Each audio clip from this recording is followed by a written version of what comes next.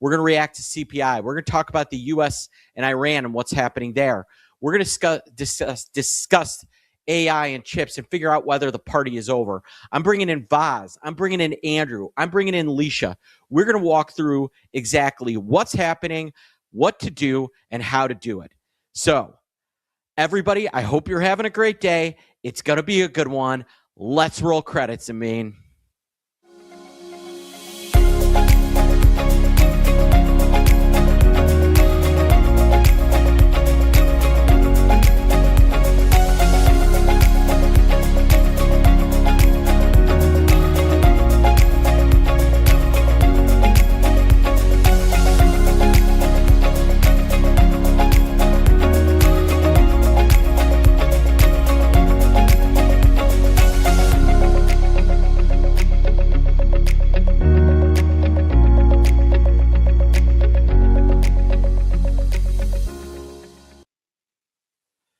Good morning, everybody. Good afternoon to my friends across the pond. I am Mark Sebastian.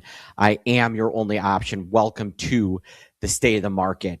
If you're watching me on YouTube, you're watching me on Twitter, give us a like, give us a subscribe. Better yet, email my team, support@optionpit.com, to find out how you can be involved in our chat room right now. There's hundreds of people talk about markets right now. Join the discussion. Shoot my team an email, support@optionpit.com. As we kick off the show, markets have been down far worse than they were pre-market. The Dow Jones is down about 170 points, good for 0.3%. Got the S&P down 0.1%. We'll call that flat, and the Qs in line. We do see the VIX up a little bit. So after yesterday's crazy up, crazy down, we come in today and we have bombing overnight. We have the CPI hitting this morning. We're going to talk about that a little bit more in a second. But markets are kind of in a state of standstill today. Nothing really moving. And you can see that sometimes after we get an initial shock. But if you look underneath, you can sometimes find hints as to what might be coming up. Last week, the week of the 28th and 29th, we started to see strange, far out of the money put buying in SMH. Why do you start seeing that? The market is leaving you crumbs. Look what happens less than a week later. We have an all-out bloodbath. We're going to be digging in on Apple today a little bit. It's had a very rough bit of a go. And I want to understand exactly what and why it's happening. But the Iran story seemed to have spooked markets overnight. You are seeing some strength in oil, but as Garrett just said, we're not seeing oil racing higher. There's not a lot of momentum. There's not a lot of energy behind the story to make oil rally further. We would need a serious increase in fighting in Iran, I think, for oil to make a move like it did in the middle of May back to 150. The VIX, as I said, it's trading around 20. And it is in a partial backwardation. Partial backwardation is when you see the VIX itself, that's this green line, start to trade above VIX futures. When you see that, what the market is telling you is it's confused. This setup in VIX, this structure in VIX, leads to wild outcomes. From this structure, you will get 3, 4, 10% sell-offs. But you'll also get face-ripping rallies. This is the market saying, I don't know. And part of that, I don't know, is derived around the economics of this market. CPI came out this morning, and CPI came in at 4.2. The consumer price index month over month for the month over month up 0.5%, year over year 4.2%. Core year over year 2.9 in line. And if you're looking for the silver lining, core CPI was expected to be up 0.3%. It was up 0.2. That is giving the market some solace. But it doesn't mean that the bond market is, really reacting very much. Coming out of CPI, we have slightly increased our odds that there is not a rate cut. We've slightly increased our odds that there is not a rate cut. The CME FedWatch tool for December has swung about 2 percentage points toward no rate cut. And that is important because that is why the bloodbath isn't continuing. If this CPI number came in hot, and this was a hot number, but it was an expected hot number. If CPI came in at 4.5, core CPI above expectations, month over month above expectations, we'd be having a different story, a different discussion, and a different story. You would be seeing the odds of no rate hike falling substantially, and you'd be seeing the market likely falling out of bed instead of mostly flat. Looking at the sectors that are moving, industrials are down. Tech is flat. We're going to dig into that in a second. Consumer staples are up. Energy's up. Communication services are up. Biotech up. But you have housing down, materials down, industrials down, utilities, healthcare, and consumer cyclicals all down. So we continue to see rotation and this mixed bag. And the bond market is telling us, hey, we're not sure what's going on. And the VIX is saying we're not sure what's going on. And that is where we get moves like we got yesterday, which is truly coming from momentum coming out and the chip story changing and the bond market. Now, to walk us through a little bit of what we're seeing out of this market right now using volume profile and some Fibonacci, I want to bring on my friend, my co-founder of tradeclose.com, the woman with a plan called the Game Plan, my partner in crime on the close, and my sister from another mister. She is Olivia Vaz. Good morning, Vaz.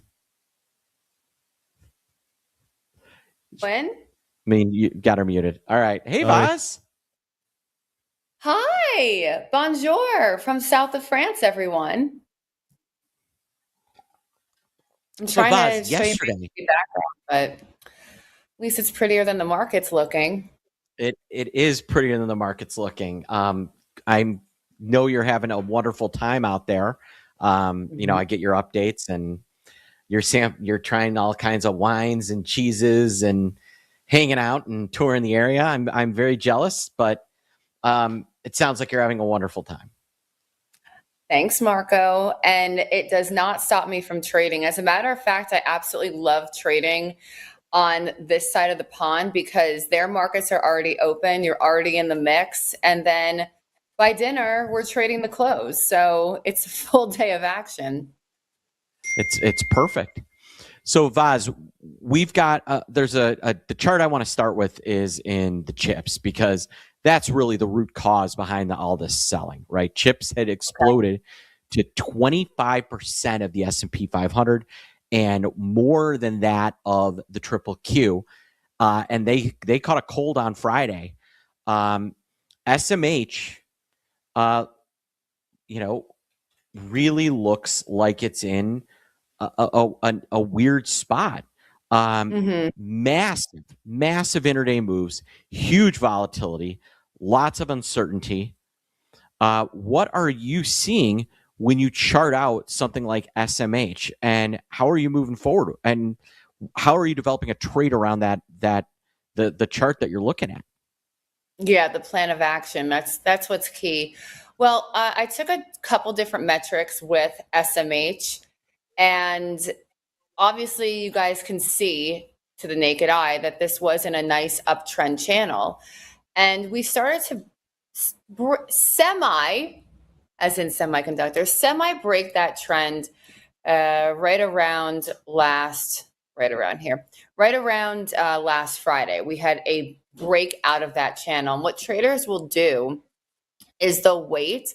What can confirm more selling is that they'll wait for a retest, and a lot of people shorted that new resistance, right? Because this was our support from here, and now it created a new resistance instead of support. So you did see traders foresee that there should be more selling to come, and they jumped on that.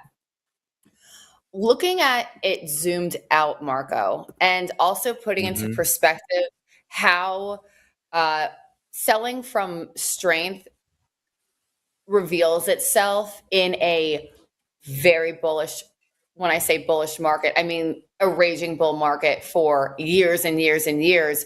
You will see selling, it can only last so long. And so it's harder to short it after that original move. It's harder to short it because you don't want to fight with the bulls, especially on something that's supposed to be continuing this lead up in this years long bull market. So I see it holding here. Actually, we did take some key Fibonacci levels to show a continuation to the upside. That's our 13% right here. And we are holding that original breakout from this cluster flag, if you will, that did help us propel higher. So we are holding some support here. The easiest trade from here would be if momentum seeps out. And I define momentum as something that, like a neutral consolidation, that shows me momentum is seeping out, because you still have momentum just from the downside as you did from the upside, because you're seeing violent swings. That's participation. That's fast action. So right now, I would step aside. My gut tells me that this is going to rip higher. But if you want an easy trade to sit on the sidelines like a black widow and get your prey at the perfect time, what this needs to do is just kind of like consolidate and tire itself out. And that will help more of a drop in this specific scenario. So I think the question people are going to ask is kind of twofold. How do I know if this thing is really breaking down further and it's time to either A, hedge myself, 2, get the heck out of Dodge, or 3, go short these? And is there a signal that I can look at to know, hey, I should put on a strategic long position here in the chips? I mean, a strategic long position is, again, the path to the least resistance. As long as you're, like you said, if you're saying a long position, I'm assuming you mean from the investor side. I'm an options trader, so this is something that I want to grab to grab quickly in the tune of like 48 to like 2 week trade. So for my investors out there, do not freak out. Do not freak out. I know you see some of your stocks that were leading this action. They're taking a hit in the past couple days, but remember that the bulls are on your side in the long term. For someone like me, the bulls aren't on my side because I'm not trading alongside a long-term investors with, my membership and like the way that I like to trade day to day. So here's what I would be looking at. And I'm just speaking to the options traders now, my swing traders, Yes. my overnight traders. Like I vibe with you more so here. And this is where we can really have some fun and make some actionable money. This is why we have you as a guest at Option Pit, not at Stock Investing Pit. So I think everybody's excited to see how you'd approach the options here, Vas. I'm so sorry if stockinvestorpit.com ended up not getting a response. I must have missed it in my inbox. Sorry, guys. But so this is the strategy.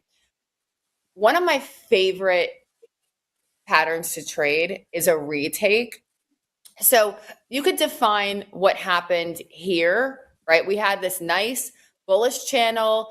These are bull flags, right? You just like one after another, you go up, have a little pullback, go up, have a little pullback. It's a very orderly channel. We had a nice breakout here. And now this should be higher, right? This should be breaking out according to history in this channel. We're obviously getting a little bit of toppiness here. So there's not much I could do here that will make me a genius, but there is to the previous breakout. Because what we could do if price starts breaking below this previous breakout, that means that the bulls are losing their strength here and the bears are taking over their territory. So if we see a nice break below this this very tight consolidation, this very quick pennant, this bull flag, that is where you can comfortably, cleverly get into a short-term put, because normally when you retake something like this, the bulls are out, the bears are in, and we'll have a nice few days of selling, just like a channel break. It's a very similar scenario. So basically, the way I'm kind of reading this, we get a close below like 545, and then a follow up, and then we open up down the next day. That is your green light to buy puts. You can grab that, yes, and you have some moving averages here, which I'm not a stickler like, oh, it broke the 200 or the 40. It's time to go short. But they are nice guardrails. And if you start breaking out of those guardrails, you have less resistance. So it's favorable for this original trade. You also have some thinness in the volume profile here. We were trying to build it, and it doesn't mean that this is going to happen. We're still kind of up here. I mean, we do need some more volume to kick in to protect this. But if we start breaking that pennant, start breaking below these levels, you have thinness in your volume profile, which can really help a momentum drop. And that's when, your options are now not just printing, they're exploding. So that's also a nice setup alongside of this particular trade if you're interested in getting into it. Yeah, I think SMH presents some real opportunities both up and down. And as SMH goes, so goes the triple Q, so goes the SPY. Now, I mean, you could lay SMH and the triple Q over each other and they would look almost exactly the same. Yeah, and SPY. Yeah, SPY like a muted version of what we see there. Eventually, you would think you'd see some rotation back into some of the other names that'll help with SPY. What levels are you watching? Let's say in SPY specifically, because that traders are asking the same thing. When do I buy puts? When do I buy calls? I know. I kind of love it's like the spy and the Qs. It's like the blood and the Crips. It's like, all right, who's the Qs fans in the chat and who likes spy? Because I'd actually like to hit on spy real quick. Excuse me, the Qs real quick because we did have we had a nice I call it the heat zones now in our Super Gamer QQQ. This is totally closed, so I'm not selling it to you guys, but I do want to show you what I was seeing, what levels I brought to our super gamers, and it was in QQQ today. That's interesting how you saw a slight difference between the two because the setup for me was better in the QQQ to do my day trading. And there is still some room to kind of run here. One trick I like to do, and I do have a model to kind of help me pick which direction, but we opened up in the Qs today. You know, we were down, right? Qs closed around 707 yesterday. We were down 7 points today in the ETF. And I like to look at these wicks in charts, almost like these like gravitational pulls. And again, I have a model to help me know, well, which direction, especially when you have such a big wick like this. But the model was suggesting to me, we're going to have a gravitational pull to the upside here and a little bit past it. So looking at the Qs today, and I'm going to drop this to a 1 minute chart. Yes, I know marketing. I don't want to shock you. Voz is trading at a 1 minute chart now with this specific strategy, but we did have we had a nice move in our chart here above 704 was kind of where I was looking to go long, a nice 1 minute candle close into 704. And that was going to help us just rip higher. So, and that's exactly what we did. We hit 708 was our ultimate target. And we could see as far as 711, which as we've been on this show, Marco, we are, kind of cresting those levels. So this was a really fun one to with that gravitational pull, especially as we're seeing a lot of seesawing in the market. This is a day trader's daydream, not nightmare. Yes. Well, I would say a day trader's dream is to be able to join you and I on the close every day. And you and I are holding an open house for the close starting today. Oh, yay. Welcome to Vozzy's house and Marco's house. Well, yes. Well, I'm like the lazy uncle that lives in the bedroom and pays you like way below market rent and eats all your food. Get out of here. Folks, Voz and I are hosting an open house. It starts today. You can join us today at 3, tomorrow at 3, and Friday at noon to get access to trading our fuse trade, trading bombshells. We'll talk about everything we do. We'll help you hopefully make some real dough. We had an amazing fuse yesterday. We had traders buying options that we thought might lose, and then the end of the day we got an absolute rip, and this can't happen, and our fuse traders ended up cleaning up nicely, and I expect more of that today. If you want the opportunity to see us trade potentially two profitable trades every day, along with swing trades and all kinds of other fun stuff, hang out with me and Voz.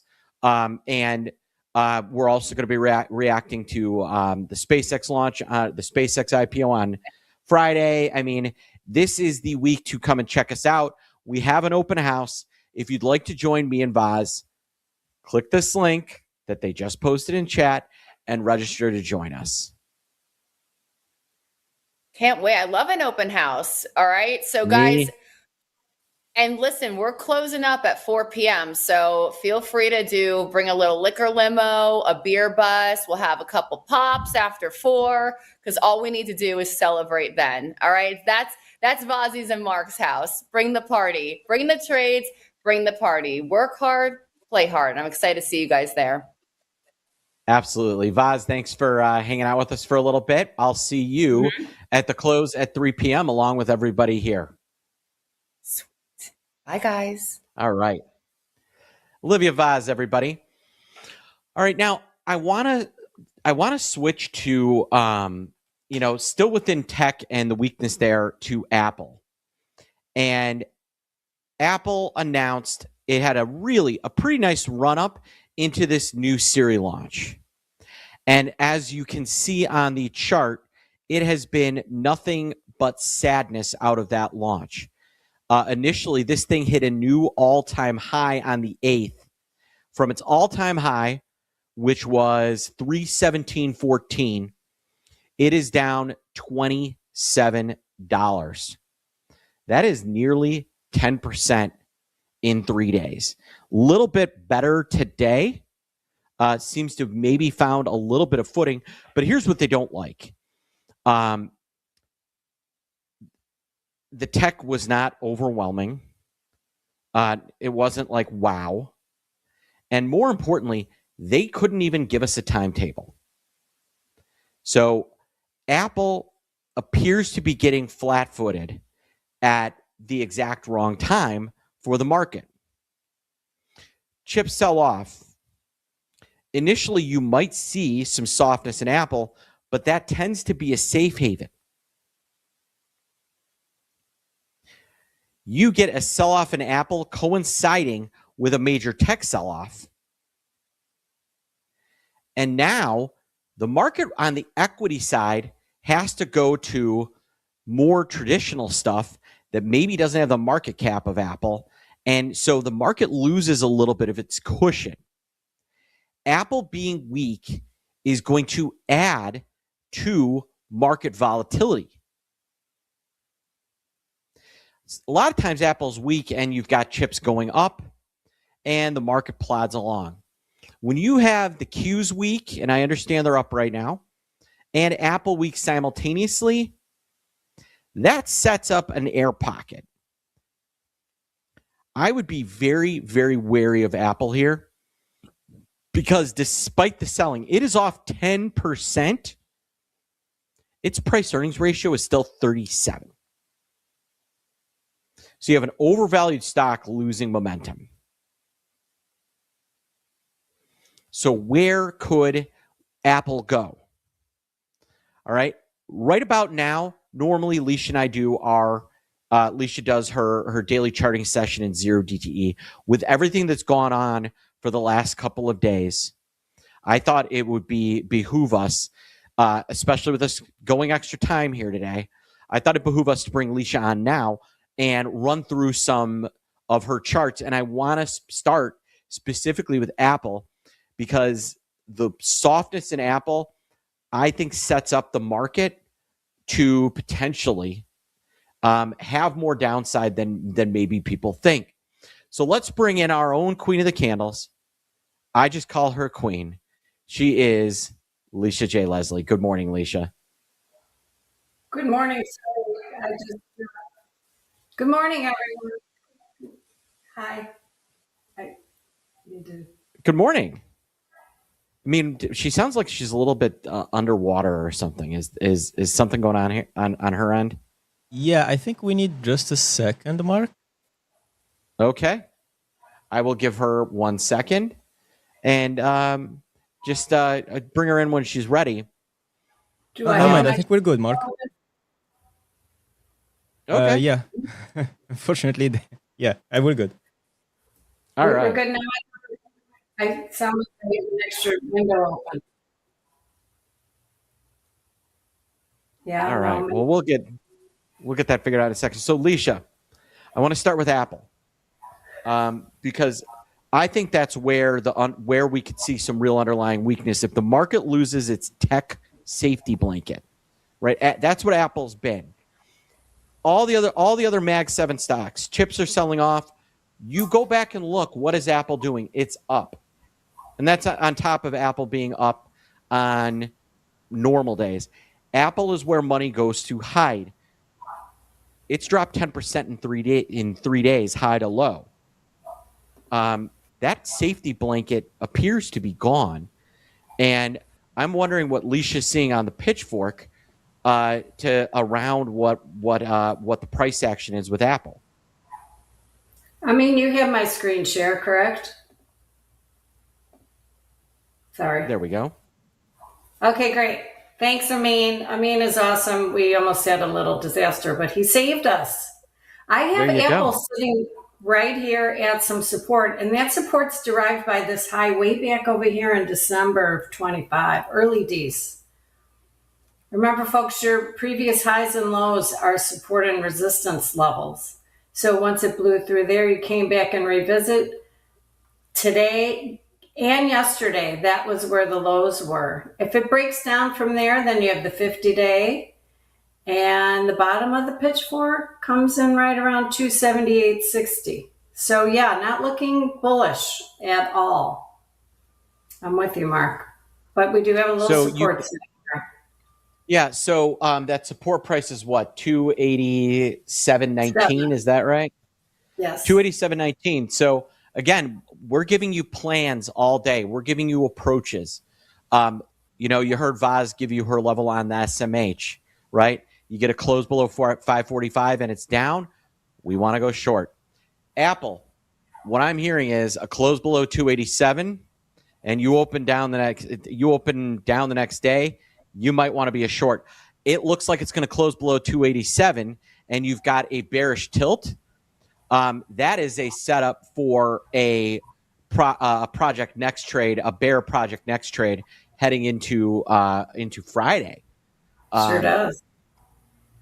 Because, I think that Apple looks weak and that chart gives me the exact roadmap I need to figure out what I'm going to do. Now, what if I'm wrong? What if Apple isn't going to roll over? Is there a buy level for you to say, let's find some momentum here and ride this higher for a couple points with some quick calls? Sure. If you see this,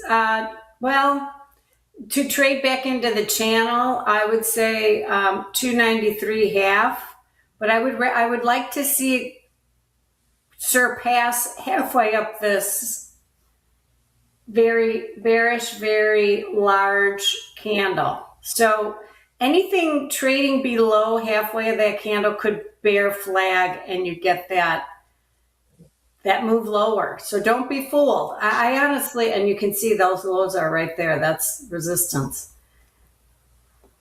I think the market personally right now is fooling us into that we're going higher, but I don't think we are. I'm not being fooled by this rally.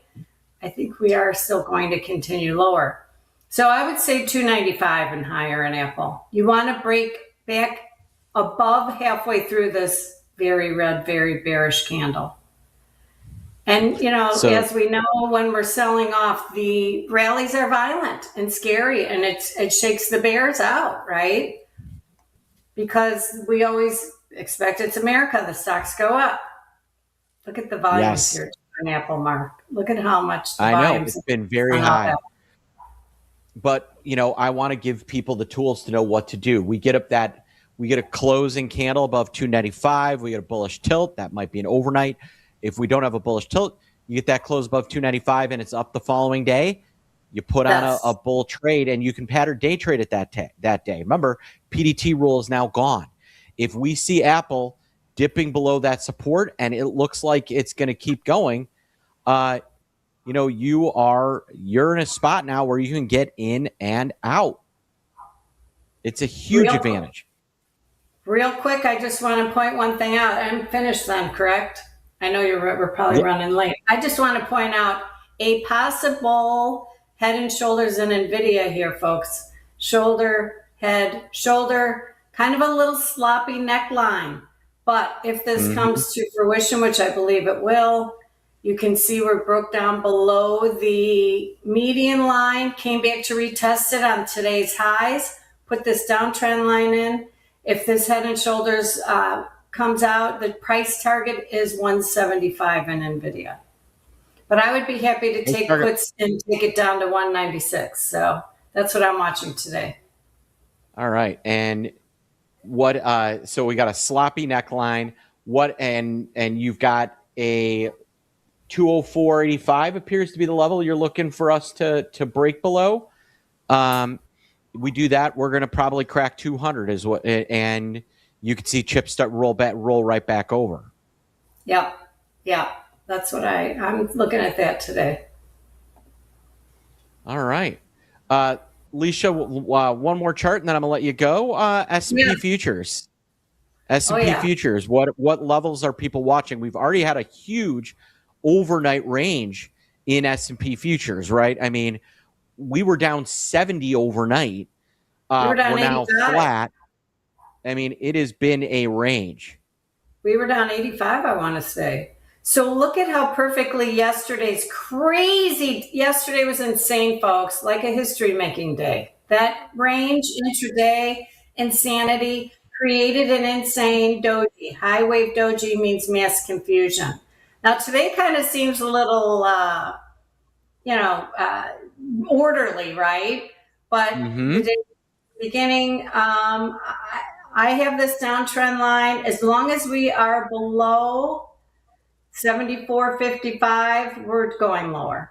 We do have the bottom of the channel held perfectly on yesterday's lows and the 50-day. So we do have some support down below here at yesterday's lows. But we break down below the 50-day and we're going to the bottom of the channel around 7,100. So I'm not being pulled unless we clear 74.5. We're going lower. So futures are currently 73.75. 74.5 would be a 75-point rally. What was your downside level where you think the floor falls out? Below the 50-day. 50 days lining up really well with the bottom of my channel here, and that comes in 72.43, and then we go to 7,100 if we close below there. Right. S&P futures and the cash, and the cash index, S&P futures are trading at about a 9-point premium. So, 74.50 in S&P futures is like 74.40 in the cash. SPX. And you can do the math on the downside. Leisha, thank you for sharing the charts and giving some guidance on these levels that people need to be paying attention to. Sure. I hope you have a great morning, and I'll look forward to hopefully putting out a fun little 0 DTE trade with you today. Oh, we will be. Thanks, folks. Absolutely. Get some money out there. All right, Leisha Leslie, everybody, the Queen of the Candles, otherwise known as our Queen. Now, the SpaceX IPO is tomorrow. It is at, is Friday. That's when it launches. Tomorrow at 11 a.m., Andrew is going to be revealing some evidence as to what happens around these IPOs. But we also have a lot going on. We've got war. We've got this chip sell-off. So I want to bring on Andrew, and I have a very important question to ask him, and I can't wait to see what his answer is. So, folks, let's bring in our Director of Education and Head of Option Trading. He is Andrew Giovinazzi. Good morning, Andrew. I'm sorry, Mark. We don't have Andrew just yet. We don't have Andrew. All right, we'll have Andrew here in 1 second. Let's pivoting back. Then I wanted to ask. I do want to kind of ask you a very specific question, folks. All right, if you look at the price chart of SPX, and I'm going to go to a 5-day chart, and I actually want to concentrate on the selling. Yesterday was, without a doubt, pretty aggressive, and then ripped right back. What really gave us this secondary push, right? We got some selling and a little bit more, but then it looks like we're going to kind of hold. And then we get this like rip lower and a secondary rip lower. And the market just lower, lower, lower, lower, lower. And what this was money kind of panic selling chips. But what started that move was news that we were bombing Iran. So the question I have, this is the question I keep asking myself. What does bombing Iran have to do with chips? The answer is nothing. Nothing but when we're in a momentum trade and we're relying on the wind at our backs and the market moving higher and being a leader of that move higher, and you get some negative news, right? So think of like, I don't know when the Tour de France is. It can't be that far off. The Tour de France is gonna be it's coming out starting July 4th and ending on the 26th. So when you look at teams, they have like their lead rider, right? Lance Armstrong famously being one of those lead riders. But then you have the peloton. You have your group of riders supporting you. Chips over the last 6 months have been Lance Armstrong and his teammates, the peloton. That's been the S&P 500. That's been the rest of the market generally being bullish. That's been Apple, Amazon, Google, tech build out, high beta, supporting that move in the chips.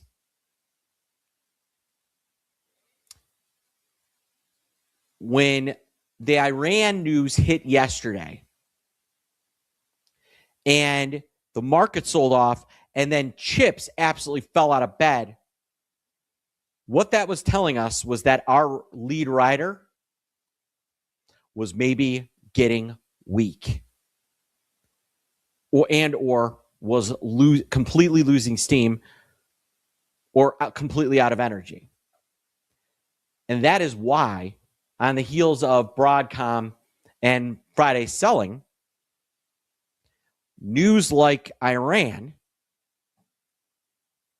can dig us out, can kind of cause a high momentum trade that was already running out of some steam to maybe go into full on free fall.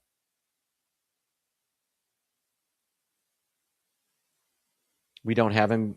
Do we have him yet? I mean, not yet, Mark. All right. So that momentum being pulled out of the market allowed chips to drop. All right. What other major events coming up could cause the market to lose steam? Well, it happens to be a big IPO on Friday. The SpaceX IPO. Now, you've probably seen a curbillion promos out there. People saying, hey, we're going to help you profit from SpaceX. Buy these 10 companies interrelated to SpaceX. One, probably a bad idea. And two, we're happy to give you that information for free. You've already heard Garrett talk about it. And I'm happy, and I've already shared, right? The names like Lunar, Planet Labs, ASTS, SATL, Rocket Labs. Let's pull up Rocket Labs. Let's go to the 1 month. Rocket Labs had this incredible boom into the month of May, and what has happened since? It's sold off. You will see this pattern across every space name. Here's Lunar, ASTS, Planet Labs, Satellogic, EchoStar. You guys noticing a theme? Why is all that money leaving space when we're about to get this incredible space IPO?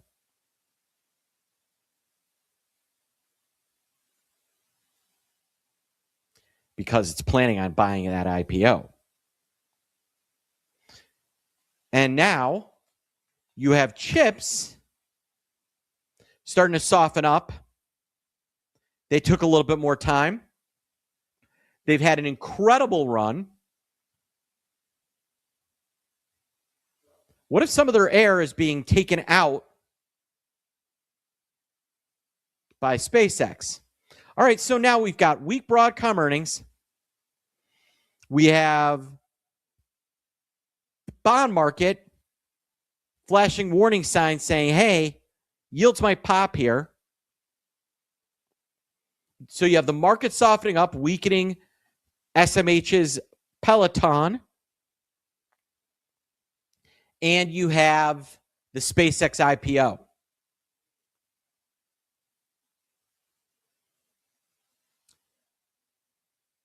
Remember those levels in SMH and in the S&P and in Apple. 545, 287, and in SPX, 73 and a quarter.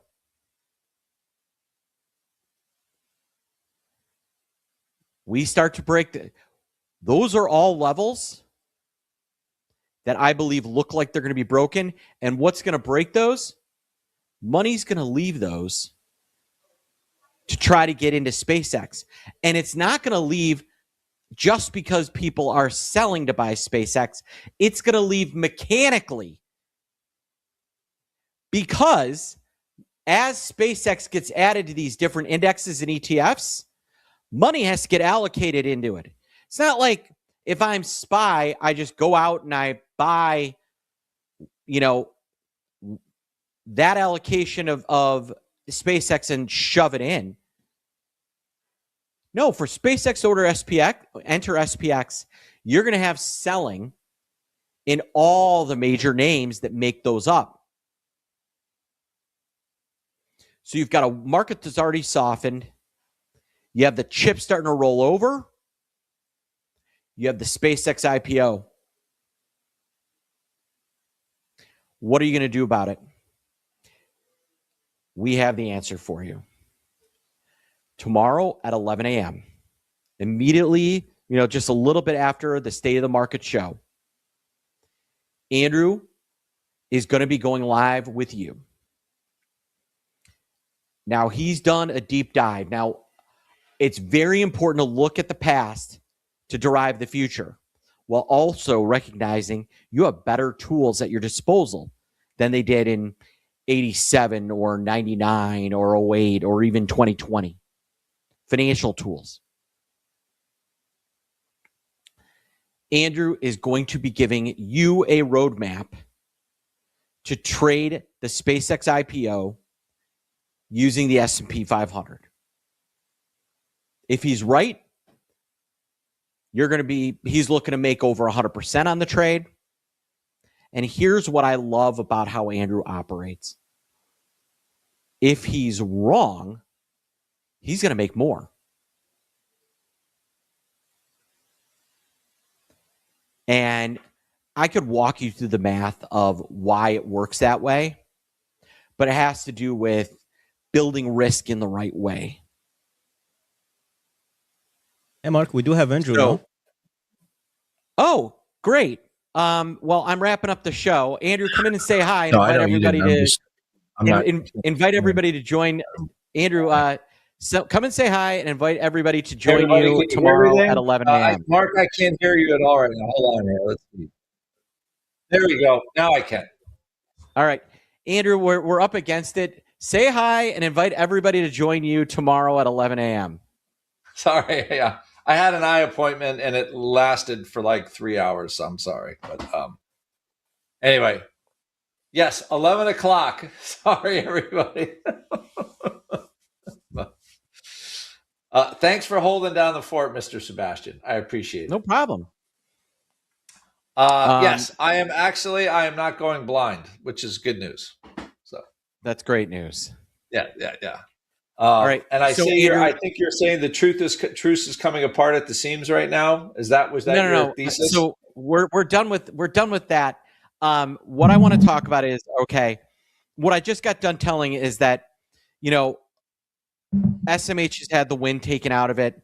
The market looks weak. The bond market is definitely causing problems. And all we need is one more vacuum to cause problems for the market. And you believe that's SpaceX, and you have some evidence you're going to share tomorrow. And you intend to be looking to make triple-digit gains if you're right. And if you're wrong, you might even make more. And, Right. Again, I don't want to dig into the math of why we build trades that way.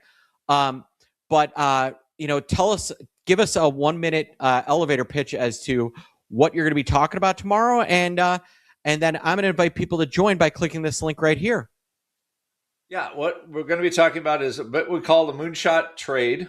It's a trade that you want to be aggressively long at the top, but also if the market falls apart, you want to be conservative. You want to be able to, it's like the top of the donut shop thing. You want to be, everything's chill, and then all of a sudden, boom, everything pops. And you want to be able, because of the SpaceX IPO, to handle what could be like giant upside that people get real excited about how much companies can be worth on an IPO, because we have ChatGPT coming and Anthropic.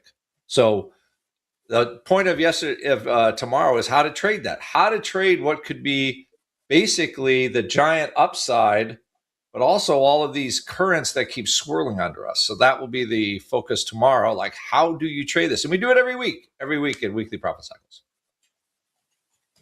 All right, everybody.